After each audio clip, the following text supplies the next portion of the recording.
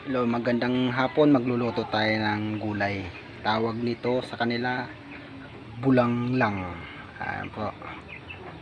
Magluluto tayo ng bulanglang. Pakita ko sa inyo yung mga gulay nating lulutuin. Po, may sagta tayo.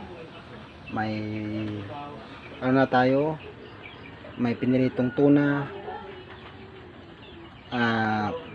Malunggay, tanglad,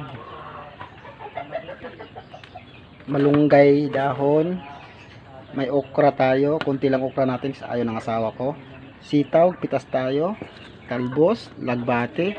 Yan po, nanggaling po yan sa ating munting gulayan. Tayo magluluto. Igisahin muna natin yung ating